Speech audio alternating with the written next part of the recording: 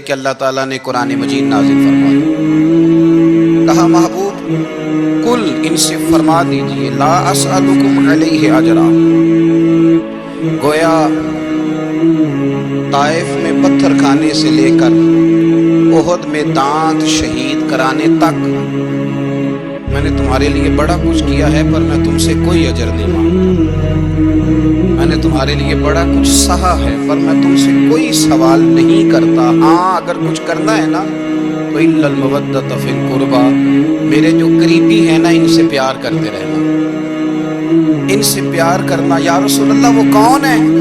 نبی پاک نے فرمایا علی، فاطمہ اور ان دونوں کی اولاد، ان سے پیار کرتے رہنا۔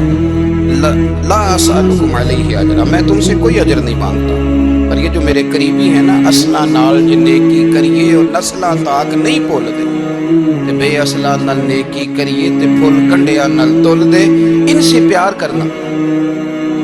میرے رسول کریم علیہ السلام نے نا اپنی اہل بیت کو ہمارے لیے نمونہ بنا کے چھوڑا ہے۔ ان کی محبت ضروریات دین کا حصہ ہے۔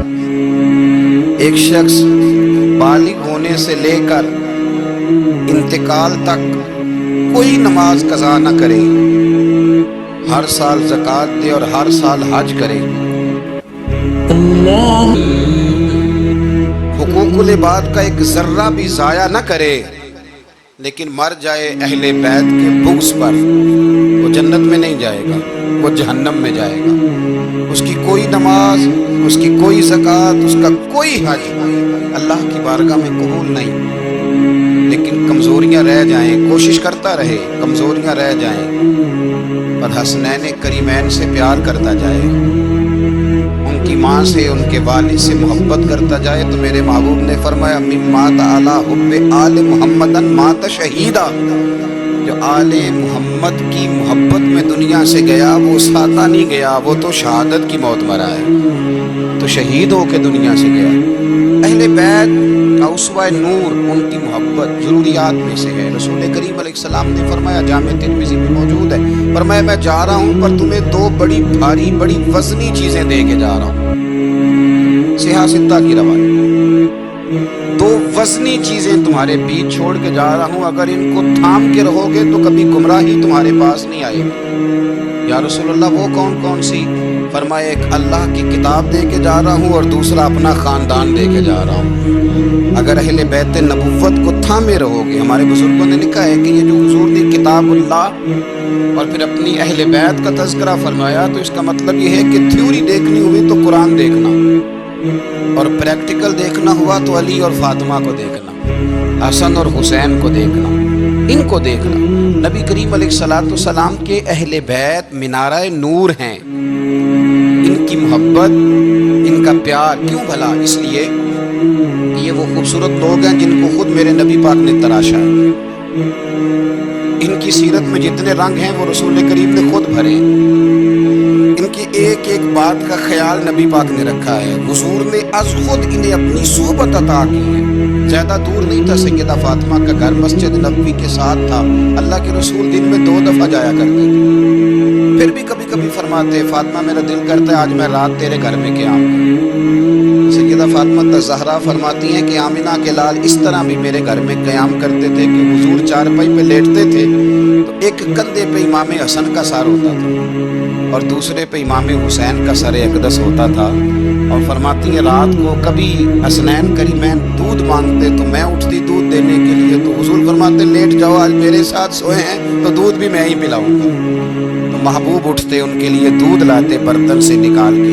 حضور نے انہیں وقت دیا اور پھر ان کی چھوٹی چھوٹی چیزوں کا خیال رکھا۔ صحیح بخاری میں موجود ہے، تربیت پر توجہ دی۔ امام حسین تشریف لائے، ابھی عمر مبارک 7 سال کے قریب تھی، مسجد نبوی میں صدقے کی کھجوروں کا ڈھیر لگا ہوا تھا۔ چھوٹا بچہ جو ہوتا ہے نابالغ، اس پر شریعت کے احکامات نہیں آتے، صدقے کی کھجوروں کا ڈھیر تھا مسجد نبوی میں۔ یہ تربیت ہے، یہ ٹریننگ ہے جو اللہ کے محبوب نے خود انہیں عطا فرمائی۔ صدقے کی کھجوروں کا ڈھیر تھا، امام حسین حضور کے ساتھ آئے تو امام علی مقام نے ایک کھجور اٹھا کے منہ میں رکھ لی۔ شارحین نے لکھا ہے لگتا یہ ہے کہ کئی دنوں کی بھوک تھی، کیونکہ یہ فاقہ اہل بیت کا بڑا محبوب ہے۔ मजबूर नहीं थे, वो तो खजानों के मालिक थे, पर गरीबों से मोहब्बत की वजह से फाके किया करते थे। ये उनकी पसंद है फाका करना। देखो खजूर इमाम अली मकाम ने रख ली तो अल्लाह के रसूल ने गले में उंगली डाल के निकाल दी और फरमाया हुसैन ये सदका है, ये मेरी अहले बैत के लिए दुरुस्त नहीं है। हुजूर ने खुद तरबियत की और फिर सैयदा फातिमा ज़हरा ने ना अपने बच्चों को तराशा, उन पर मेहनत की। मैं अक्सर गुजारिश करता हूँ दोस्तों से, मैं कहता हूँ करबला का वाकया कोई हादसाती नहीं है, इसके पीछे पूरी एक लॉजिक है, इसके पीछे पूरा एक फलसफा है। ऐसे ही कोई आदमी 3 दिन भूखा प्यासा रह सकता है? किसी आदमी को सुबह उसने खाना खाया और शाम तक खाना ना मिले तो टांगे कांपती हैं।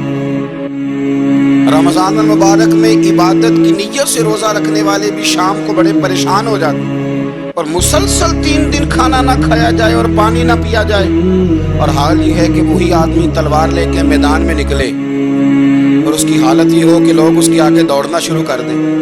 हजारों की फौजें ताब ना ला सके। अली का घर भी वो घर है कि जिस घर का हर एक बच्चा जिसे देखो वही शेरे खुदा मालूम होता है। ये कोई आसान है? इसके पीछे पूरी एक इसके पीछे फलसफा है। इमाम राजी की तफसीर कबीर देखिएगा। इमाम राजी कहते हैं कि सैयदा फातिमा ज़हरा रज़ी अल्लाह ताला अन्हा के दोनों शहजादे हसनैन करीमैन बीमार हो गए तो सैयदा ने मन्नत मांगी कि बच्चों को शिफा होगी तो 3 रोज़े रखूंगी। शिफा हो गई, रोज़े भी रख लिए। और जब मौला अली शेर खुदा रोज़ा रखने के लिए बेदार हुए, सैयदा फातिमा ज़हरा बेदार हुई तो इमाम हसन और हुसैन भी उठ गए। 7-8 साल की उम्र, अम्मा जी हमने भी रखना है। सुबह खजूर और दूध से रोज़ा रख लिया गया। इफ्तारी के वक्त मौला अली कहते हैं फाके चल रहे थे, कहीं से मैं जौ लाया थोड़े से। सैयदा फातिमा ज़हरा ने 20 का रोटियां पकाई। वो वक्त जो बड़ा मुश्किल होता है इफ्तार का, कहते हैं उस वक्त जब खाने के लिए बिल्कुल हाथ आगे बढ़ने लगे और उम्मीद थी कि अभी सैयदना बिलाल अल्लाहु अकबर कहेंगे तो रोज़ा खुलेगा, लेकिन अभी चंद ही मिनट रहते थे कि दरवाजे पर एक फकीर ने सदा दी। कहने लगा सारे मदीने के दरवाजे खटखटा आया हूँ, कहत है फाका है, ए रसूलुल्लाह के खानदान वालों, मैं यतीम हूँ। किसी ने बताया है कि और कोई दरवाज़ा खुले ना खुले, सैयदा का दरवाज़ा तेरे लिए ज़रूर खुलेगा। क्या यतीम को रोटी मिलेगी? तो हज़रत मौला अली ने बच्चों की तरफ देखा ही था कि इमाम हसन सारी रोटियां जाके दरवाजे पे दे आए।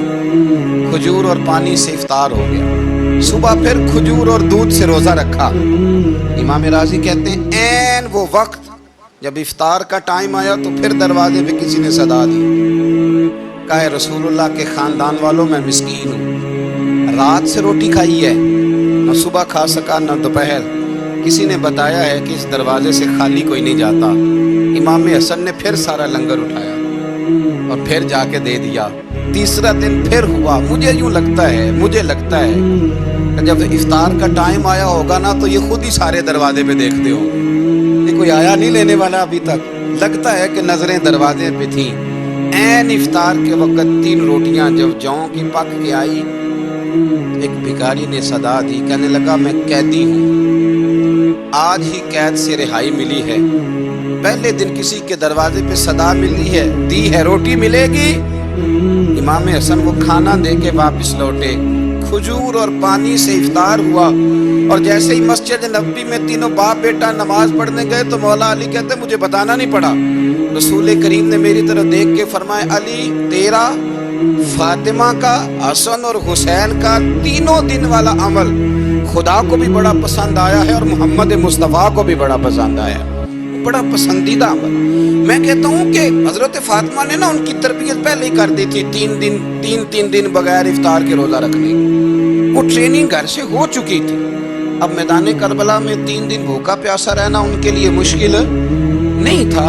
वो तो उन बच्चों के लिए मुश्किल होता है जो खाना देर से पकने से बर्तन तोड़ने शुरू कर देते। वो बच्चे ब्लैकमेल होते जिनको एक वक्त उनके पसंद का खाना ना मिले तो वो घर में जो है वो उधम शुरू कर देते हैं। जिनकी माँ ने आदत डाली हो कि बेटा 3 दिन भूखे प्यासा रहना हुआ तो रह लेना, लेकिन किसी भी बातिल के साथ कंप्रोमाइज ना करना, उनके लिए इतना मुश्किल नहीं था। इनकी तरबियत हुई, इनकी ट्रेनिंग हुई, फिर अल्लाह ने इनकी सीरत में रंग भरे, इनकी کردار میں حسن آیا، وقار آیا۔ حضرت امیر معاویہ رضی اللہ تعالیٰ عنہ نے ایک شخص کو بھیجا مدینہ منورہ شام سے، تو اس نے کہا میں نے امام حسین سے ملنا ہے، تعارف کیا ہے؟ جناب امیر معاویہ فرمانے لگے مسجد نبوی میں جانا جس کے گرد لوگ سب سے زیادہ ادب سے بیٹھے ہوں، اور جس کی باتیں سب سے زیادہ میٹھی ہوں، اور جس کی نظریں سب سے زیادہ جھکی ہوں، اور جس کے چہرے پر تمہیں سب سے زیادہ وقار نظر آئے، وہی علی کے بیٹے حسین ہوں۔ جو سب سے زیادہ تمہیں وہاں ماحول کے اندر جو شخص نظر آئے، پوچھنے کی ضرورت نہیں پڑے گی۔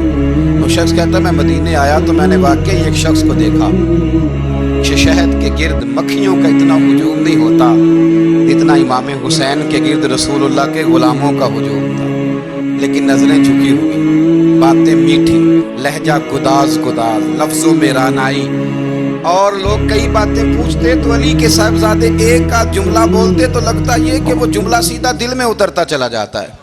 امام علی مقام کے کردار میں نا کچھ باتیں بڑی زیادہ تھیں، بہت زیادہ تھیں، بڑا حسن تھا۔ ایک بات تو یہ تھی امام حسین رضی اللہ تعالیٰ عنہ کا علم و فضل بڑا کمال کا تھا۔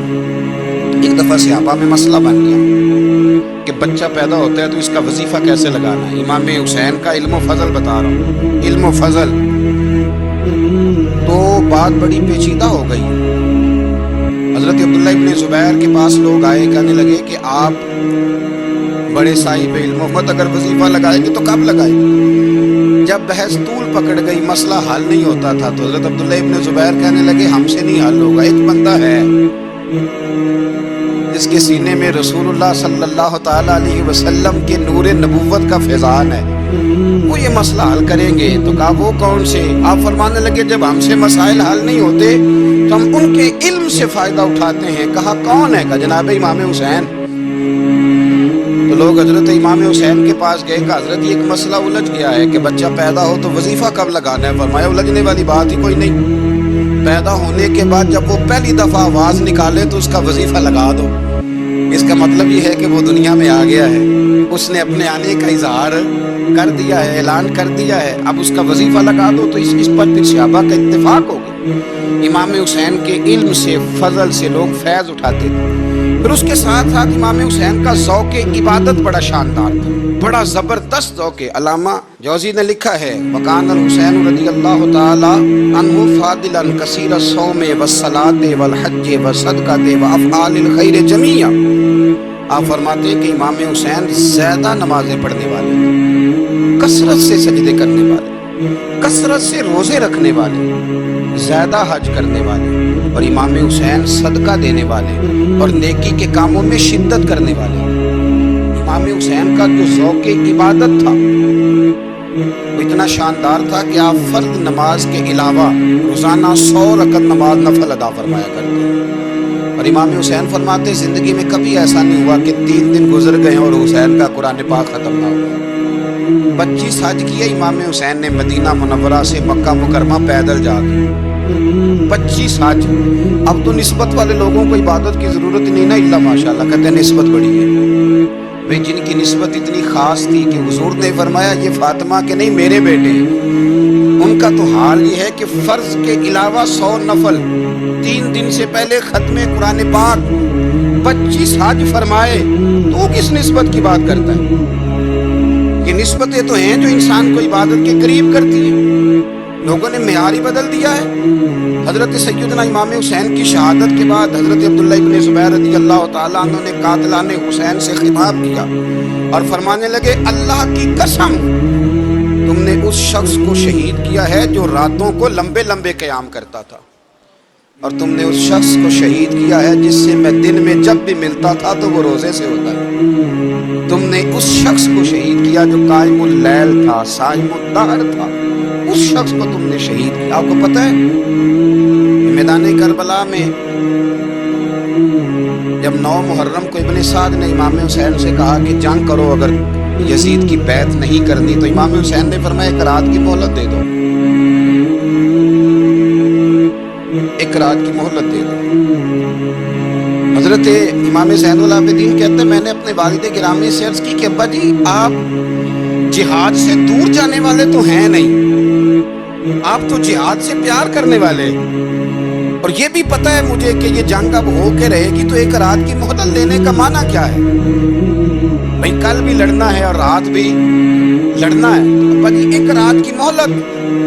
تو سیدنا امام حسین رضی اللہ تعالیٰ عنہ فرمانے لگے بیٹا رات کی مہلت اس لیے لی ہے کہ میں آج رات کھل کے اپنے رب کی عبادت کروں، میں استغفار کروں، میں لمبے سجدے کروں۔ اور کہا زین العابدین تو جانتا ہے نا کہ مجھے نماز سے، تلاوت سے، دعا سے اور استغفار سے بڑا پیار ہے۔ نماز سے مجھے پیار ہے، دعا سے مجھے پیار ہے، استغفار سے مجھے پیار ہے۔ فرمایا بیٹا میں نے اس لیے نہیں کہ میں چاہتا ہوں ایک رات اور دنیا میں رہوں۔ تو امام زین العابدین فرماتے ہیں امام علی مقام نے سجدے پہلے بھی بڑے کیے، پر 9-10 کی درمیانی رات جو ان کے سجدے تھے وہ میں نے کبھی نہیں دیکھے۔ فرماتے ہیں تیمم کے ساتھ وہ رات کی جو عبادتوں کا رنگ تھا وہ میں نے کبھی نہیں دیکھا۔ امام علی مقام کا عبادت کا ذوق تھا، شوق تھا، لذت تھی۔ آپ یقین کریں ایسے ایسے عجیب بہانے ہم لوگ کہتے ہیں میرا نماز میں دل نہیں لگتا، تو میں کہتا ہوں تیرا گپ شپ میں کس طرح لگتا ہے، تیرا موبائل پہ کیسے لگتا ہے بھائی؟ یہ تو بھئی ذوق کی بات ہے۔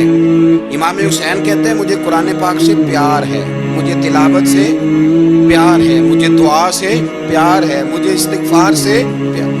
جس کو جس چیز سے پیار ہوگا دل لگ جائے گا۔ ہم نے کبھی پیار کیا ہی نہیں اس سے، جن چیزوں سے پیار ہے وہاں دل لگ جاتا ہے۔ یہ ایک بہانہ ہے، ورنہ کثرت سے عبادت کرنا، ذوق پیدا کرنا، یہ تو اہل اللہ کا طریقہ ہے۔ والذین یبیتون لربہم سجدا وقیاما۔